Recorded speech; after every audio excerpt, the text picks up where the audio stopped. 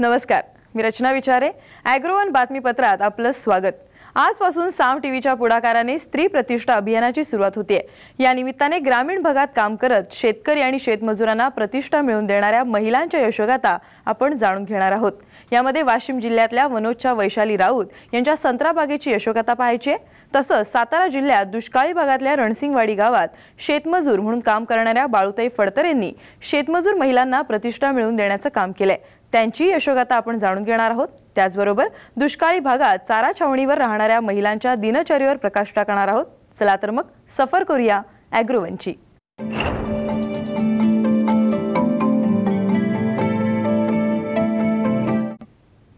पतीच्या अकाली निधनानंतर 2 लहान मुलांचा सांभाळ करणं आणि शेतीचा गाडा हाकणं तसं खूपच अवघड काम.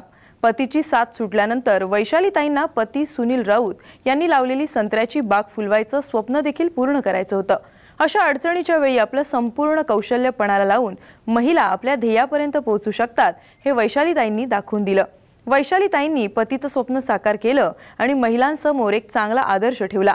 यंदा त्यांना संत्रा बागेतून अंदाजे 50 ते 60 लाख रुपयांचं उत्पन्न मिळण्याची अपेक्षा आहे. वैशालीताईंच्या जिद्द आणि मेहनतीतून साकारलेली 25 एकरांवरची संत्रा बाग पाहण्यासाठी आज आपण वाशिम जिल्ह्यातल्या वनोज या गावी जाणार आहोत.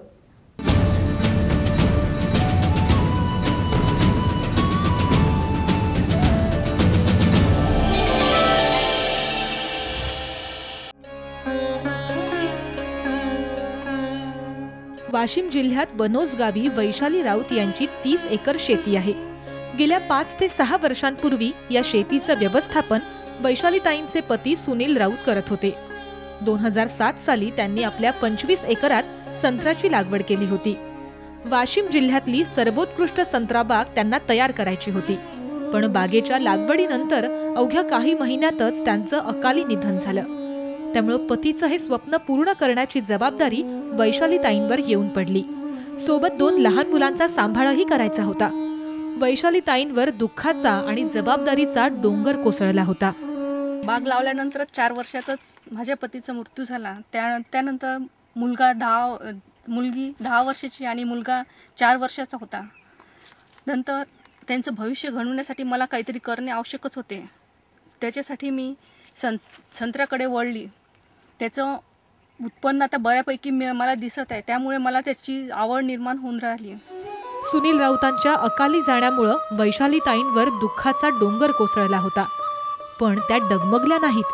पतीचं सर्वोत्कृष्ट संत्राबाग फुलवण्याचं स्वप्न साकारण्यासाठी आणि 2 मुलांच्या भविष्यासाठी त्यांनी मोठ्या धीरानं काम सुरू केलं. माझ्याकडे 30 एकर जमीन आहे. त्यातील 25 एकर याच्यावर आम्ही संत्र्याची लागवड केली. पण काही त्यात भरपूर अडचणी आल्या. पण आम्ही त्याच्यावर मात करून पुढे गेलो. पण काही दिवसांनी 4 वर्षांनी माझ्या पतीचा मृत्यू झाला. पण नंतर मी त्यात फारच खचल्या गेले. पण मला माझ्या मुलांचं भविष्य घडवण्यासाठी काहीतरी करणे आवश्यक होते. पण मी काही विचार करून पुढे गेले. नंतर मला माझ्या 2 भावांसारखी मदत लाभली. त्यांच्या सहाय्याने मी पुढे गेले. वैशाली राऊत यांच्या संत्रा बागेचं यंदाचं 6वं वर्ष आहे. आतापर्यंत त्यांनी 2 हंगामात संत्र्याचं उत्पादन घेतलंय. संत्र्याच्या पाणी आणि खत व्यवस्थापनासाठी त्यांनी ठिबक संच देखील बसवलाय. गरजेनुसार पाटसारीनं आणि ठिबकनं पाणी दिलं जातं. कृषी अधिकारी आणि गावातल्या शेतकऱ्यांच्या मार्गदर्शनाखाली त्या संत्रा बागेचं व्यवस्थापन करतात. यंदा वैशालीताईंना संत्रा बागेपासून 250 टन संत्र्याचं उत्पादन अपेक्षित आहे. आता सध्या तरी याचं उत्पन्न पहिल्या वर्षी आम्हाला 12.5 लाखच्या जवळपास मिळालं. दुसऱ्या वर्षी जरा थोडंसं पाण्याच्या अभावामुळे पीक थोडंसं कमी आलं. पण यावर्षी आम्ही बरीच मेहनत करून ती 62 लाखापर्यंत जाईल या प्रयत्नात आहो. त्याची आम्ही तितकी काळजी पण घेतलेली आहे. तर तो यशस्वी होईल याची आम्हाला आशा आहे. वैशालीताईंची मुलगी भाविका यंदा 10वी मध्ये शिकतेय, तर मुलगा सुजय 5वीत शिकतोय. घरातली मुलांची जबाबदारी पार पाडत आज त्या शेतीही करतायत.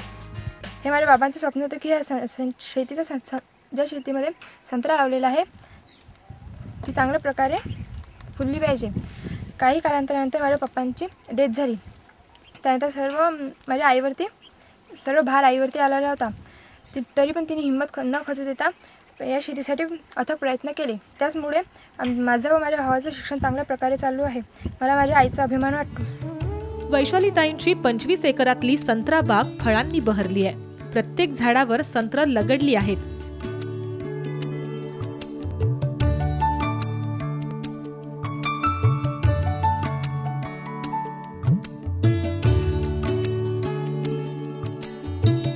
ही संत्र महिनाभरात काढणीसाठी तयार होतील. यंदा त्यांना 25 एकरात अंदाजे 250 टन संत्र्याचं उत्पादन अपेक्षित आहे. सध्या संत्र्याला 23,000 रुपयांचा दर मिळतोय. त्यानुसार वैशालीताईंना अंदाजे 57.5 लाख रुपयांचं उत्पन्न अपेक्षित आहे. येत्या महिनाभरात या दरात वाढ झाली तर उत्पन्नातही चांगली वाढ होईल. सध्या तरी 57.5 लाख रुपयांपैकी 25 एकरातल्या व्यवस्थापनासाठी आलेला 15 ते 20 लाख रुपयांचा खर्च वगळता वैशालीताईंना किमान 35 ते 37 लाख रुपयांचा नफा अपेक्षित आहे. 25 एकरात सोयाबीन पासूनही त्यांना 4 ते 5 लाख रुपयांचा नफा मिळालाय. विदर्भात शेतीतनं एवढं मोठं यश मिळवणाऱ्या काही मोजक्या महिलांमध्ये वैशालीताई सुद्धा आहेत. हे यश मिळवण्यासाठी त्यांना प्रशांत हिरपुडकर, नरेंद्र राऊत आणि दीपक राऊतांची मोलाची मदत मिळाली आहे. याला प्रत्येकी झाडाला 1000 ते 1200 फळं आहे. हे झाड सुनील भाऊ राऊत यांनी लागवड केलेली होती, परंतु लागवड झाल्याच्या नंतर त्यांचं आकस्मिक निधन झालं. त्या निधनानंतर वैशालीताई राऊत यांनी खंबीरपणे उभी राहून त्यांचं स्वप्न आज साकार करत आहे. या बागेत जवळपास 250 टन फळं निघणार. त्यामधून 60 ते 62 लाख रुपये त्यांना उत्पन्न मिळणार आहे. वैशालीताईंना चुलत सासरे नरेंद्र राऊत यांचं देखील मार्गदर्शन आणि मोलाची मदत मिळतेय. पुतण्या सुनीलच्या पश्चात वैशालीताईंनी मोठ्या जिद्दीनं घर आणि शेती सावरल्याचं ते सांगतात. सुनील राऊत यांचा एकाएकी 4-5 वर्षाच्या पूर्वी डायबिटीसचा थोडा अटॅक आल्यामुळे व हार्ट अटॅक आला डायबिटीसमुळे आणि त्याच्यामध्ये ते मयत झाले. त्याच्यानंतर या शेतीला पूर्ण लक्ष आपल्या मुलाबाळासाठी लक्ष ठेवून आमच्या वैशालीताईनं मनाचा हिया पक्का करून आणि प्रशांत हिरपुरकर, किशोर राऊत व मोहन राऊत यांच्या सहकार्यानं पूर्ण या शेतीला डेव्हलप केलं. हे डेव्हलप करत असताना झालेला त्रास त्यांनी पूर्णपणे सहन केला. या शेतात आज जवळपास 2600 झाड जिवंत आणि फळावर आलेलं आहे. विदर्भात शेती व्यवसाय संकटात आहेत. वाढता उत्पादन खर्च आणि इतर कारणांमुळे शेतीकडे नकारात्मक दृष्टीनं पाहिलं जात आहे. शेतकरी आत्महत्येचा कलंक लागलेल्या विदर्भात भीषण परिस्थिती आहे. मात्र शेतीतून सुद्धा चांगला नफा आणि प्रतिष्ठा मिळवता येते हेच वैशालीताईंनी दाखवून दिलंय. कष्ट आणि जिद्दीतून त्या स्वतः तर उभ्या राहिल्याच, पण त्यांनी शेतीसह शेतकऱ्यांना सुद्धा प्रतिष्ठा मिळवून दिली आहे. ही बाग चांगल्या प्रकारे सुरळीतपणे व्यवस्थित फुलवायची ती मी फुलवायचा प्रयत्न करत आहे आणि त्यांचं स्वप्न साकार करण्याचा प्रयत्न करत आहे. आणि जितकं शक्य होईल तितकी मेहनत करून मी हे बाग फुलवत आहे. पण त्यात मी यशस्वी होत आहे आणि मला त्यात दोघांची मदत त्याच्यामुळे मी फारच यशस्वी होऊन राहिली. आम्ही सुट्टीच्या दिवशी मी माझ्या दोन्ही मुलांना घेऊन शेतात जाते आणि त्यांना जास्तीत जास्त आवड निर्माण करण्यासाठी प्रयत्न करते. मला वाटते पुढे जाऊन या मुलांनी पण असेच प्रयत्न करावे. त्यासाठी मी त्या मुलांना त्याची माहिती देत राहते. त्याचसोबत आणि विचार विमर्श करून आम्ही सर्वजण मिळून शेतीचा बाग पुढे न्यायचा प्रयत्न करीत आहोत.